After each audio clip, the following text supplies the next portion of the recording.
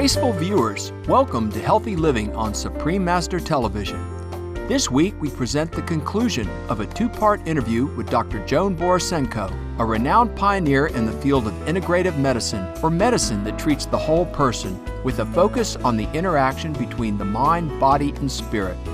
Dr. Borysenko, a vegan who received her doctorate in medical sciences from Harvard Medical School in the U.S., is a licensed psychologist, director of the Claritas Institute for Inner Spiritual Inquiry Mentor Training Program, in-demand lecturer, and best-selling author. Her latest book is called Fried: Why You Burn Out and How to Revive, which is about emotional and physical exhaustion and how to overcome these challenges. Let's now rejoin our interview with Dr. Borysenko to find out some of the benefits of meditation and how it improves our overall health.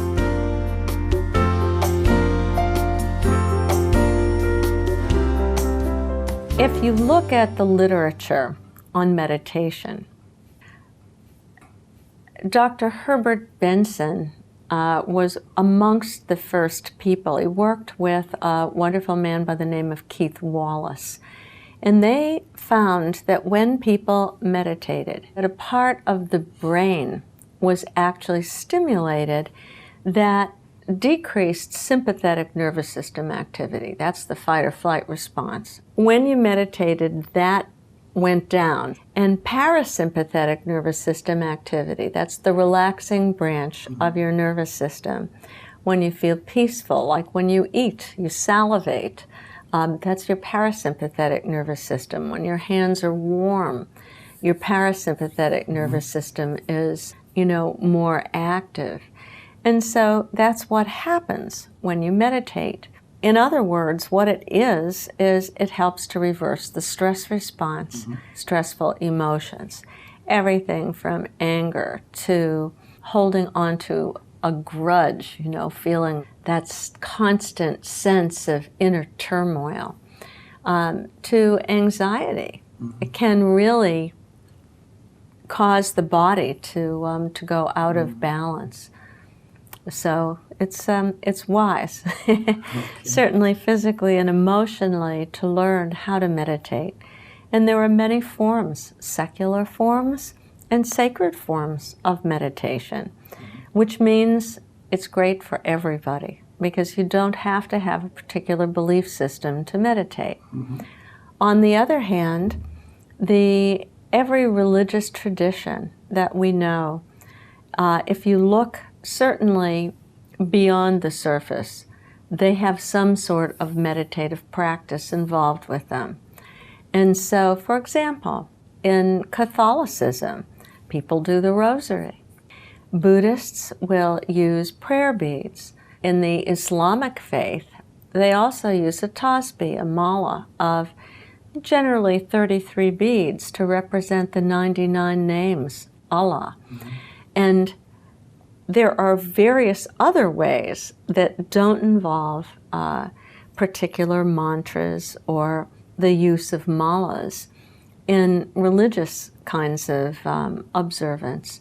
So, for example, in mystical Judaism, one might be meditating on the 4 letters in Hebrew of the divine name, which are Yud, He, Wav, He. Those are actually all vowel sounds. It actually means what is, what was, and what may be. And so meditation on the divine letters is a way.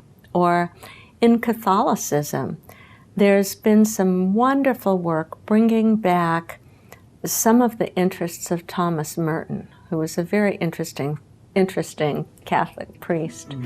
All mystics generally have had a form of meditating in that tradition.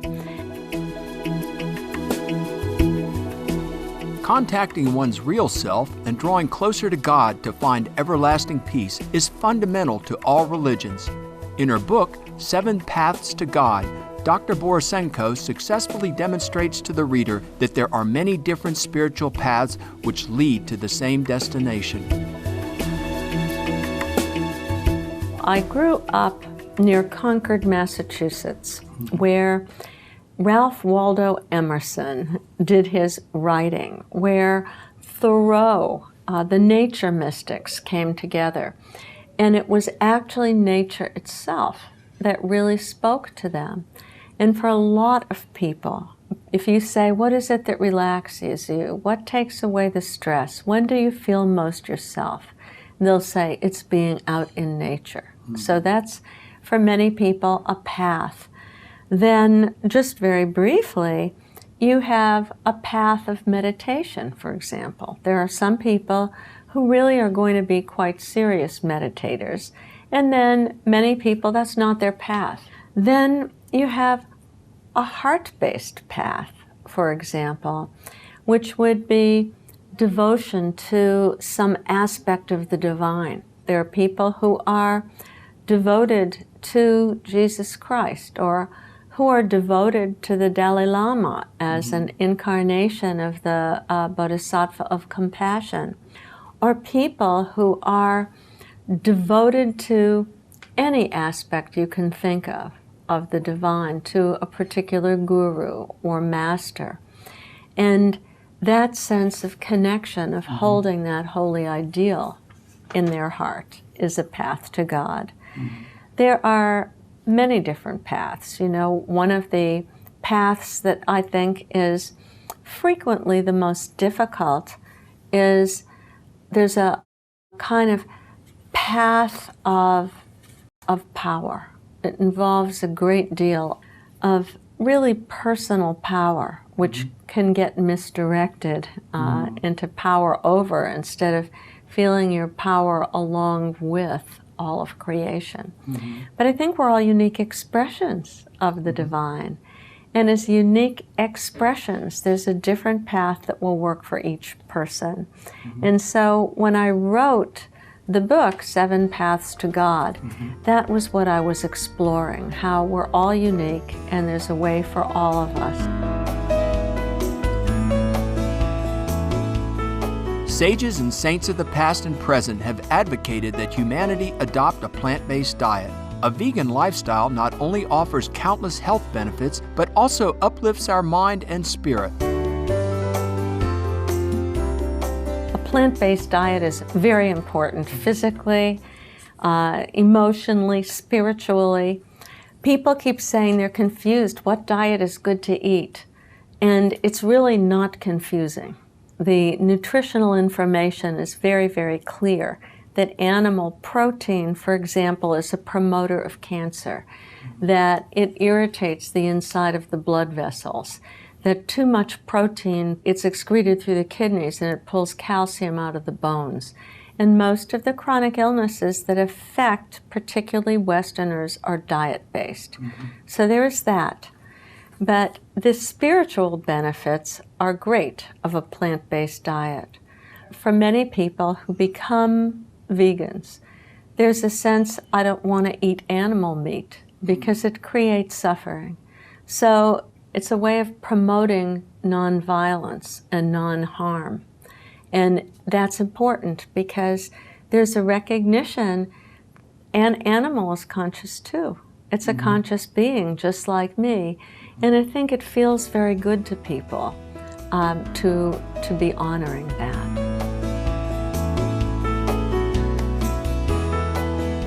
A mark of those who have walked the spiritual path and become one with the Creator is their overflowing love for all beings.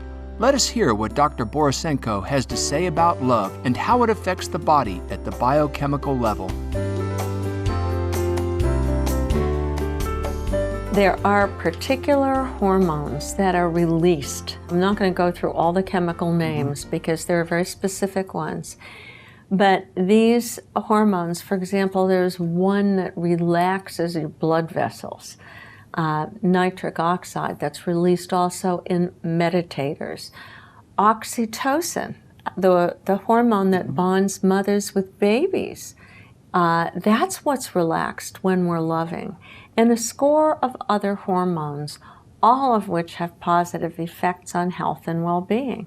And, you know, these days we all want to know what happens in the brain, what hormones are released. But don't you think love is proof enough all by itself? Isn't love what we live for? Every human being wants to be able to give and receive love. And when we're in that state, we're peaceful. When they're in that state, we feel connected with something larger than ourselves. We recognize this is a very important thing. And spiritually, what it is that we've become, in some way, the false self that keeps us out of our own true nature. We are in the glory of the divine, which is part of our own true nature.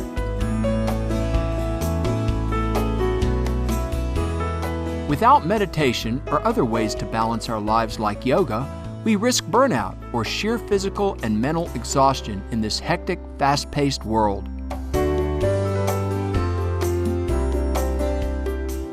Burnout is a very discrete condition. People often make the mistake of thinking it's depression, or they think it's just stress. But it's not caused by stress, although as you get burned out, it's more and more stressful. And eventually you become so overwhelmed, so unable to feel empathy with others, so critical of your own performance that you fall into depression. So that's a major difference. But when people have really looked at burnout, I think of it as really a spiritual condition. That when we feel really connected to life, connected to other people, connected to nature, it's such a wonderful state. It's the natural state of the human being. And burnout is the opposite, where as it progresses, you feel more and more intensely separated, so that it's harder to enjoy beauty. It's harder to really relate to another person. You develop much more of a sense of cynicism. And burnout in healthcare providers is actually called compassion fatigue. You feel so physically drained and emotionally overwhelmed that when a person who needs your help shows up, you can't meet them there. And it's a very sad thing. Fortunately, there are a number of stages. And if you learn to say, you know, I'm working too much. I don't even care anymore about somebody's birthday because I have too much to do. I'm kind of losing my values. If you start to realize, I'm getting kind of snippy with people that I love, getting a little sarcastic, for example, you begin to notice, really, whatever I do never seems to be enough. I just can't get to that place where I feel good enough. Eventually, what happens if you become aware of these things is you realize, I'm on the wrong path. These are danger bells. They're kind of urgent flags that say course correction is needed. So burnout is really a spiritual opportunity.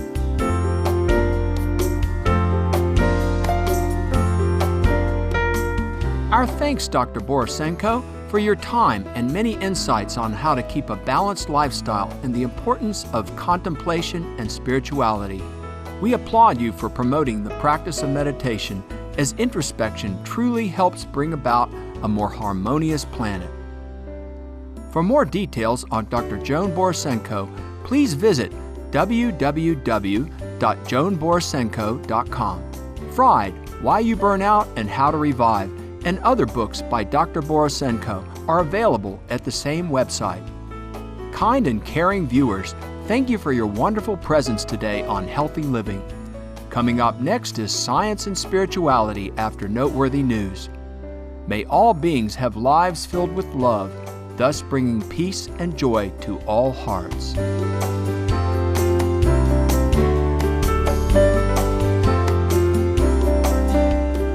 For more details, please see www.suprememastertv.com/HL.